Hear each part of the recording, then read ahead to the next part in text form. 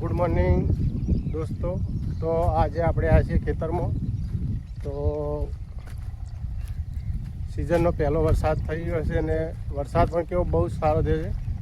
કોરે મગા લીલોતરી સવાઈ ગઈ છે. જુઓ, આમ તો હુક્કું ભંડ હતું પણ સિઝનનો પહેલો વરસાદ બહુ સારો થયો છે. આપણે આપણા ખેતરે આવી ગયા છે, કપાસ વાય છે, જે સારો એવો વિકાસ થઈ ગયો છે.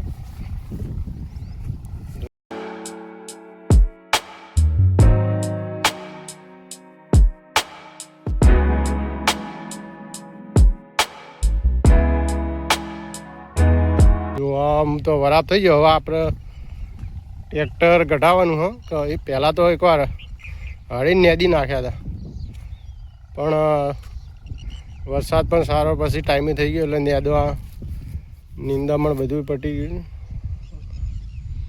હવે કમ્પ્લીટ કપા આ બાજુ થોડું થોડું હવા છે એટલે ટ્રેક્ટરવાળા ભાઈને કીધું કે હળી નાખવાના આજ આવે કે કાલ આવે. પણ આ ખેતર થોડું ઢારવાળું એટલે આ બાજુ થોડું પાણી વધારે ભરાય. પણ પાણી વધારે ભરાય ફાયદો એ થયો કે જો પાણી ભરાય ને તો કપાસ સારો મોટો થઈ ગયો છે. જો હજુ થોડું થોડું નિંદામણ છે હજુ. જો ઊંચારું છે ને તો પાણી રડી જાય એટલે કપાસ થોડો નાનો છે આમ, પણ આમ છે કમ્પ્લીટ. તો આ ટ્રેક્ટરવાળો ભાઈ આજ હોજે આવે તો આપણો કપાસ હરી જાય એટલે કપાસ હરીને પછી એકવાર કપાસ હરી જાય તો ફરીથી ટ્રેક્ટરને કલટી આપણે પતરું બાંધીને પાડીએ ચડાવી દઈએ ફરીથી. એટલે કપાસ નવું કે એકદમ સ્ટ્રોંગ જે એમની કોઠી છે કમ્પ્લીટ નમી ના જાય. ગમે તેટલો વરસાદ પડે તો કપાસ નમે નહીં. તો આપણી બાજુ લીમડા અને આ ખીજડા વધારે થાય કેમ કે અહીં ગરમી બહુ પડે. પછી ઉત્તર ગુજરાતમાં ગરમી બહુ પડે કે 40, 45, 35થી 45 સુધી તો પડે. 47, 48 અમુક ટાઈમે તો જતી રહે બહુ.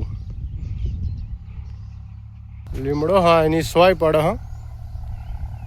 તો આ સોયલે કપાસ થોડો સારો થયો છે. આ કેવો મોટો થઈ ગયો દેખાય.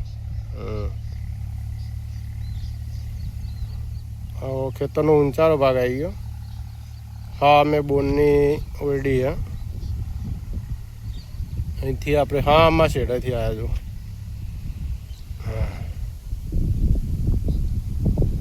તો એ જો પણ નેચારો કેવો મોટો કપાસ દેખાય ને કડીઓનું દર હે.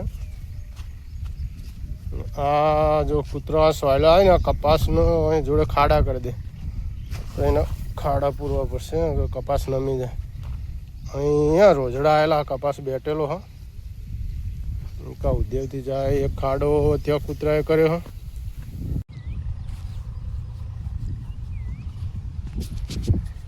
તો આજે સવારમાં ઠંડો એવો સારો પવન આવે. કોરે મગા ચોમાસાનું વાતાવરણ હે એટલે પક્ષીઓ બહુ કલરવ કરી રહ્યા છે. જો એવો ઠંડો ખેતરમાં મજા બહુ આવે આપણે. કે વિડીયોને લાઈક, કોમેન્ટ અને સબસ્ક્રાઈબ જરૂરથી કરજો જેથી અમે તમને નવા નવા વિડીયો અપલોડ કરતા રહીએ. જય માતાજી.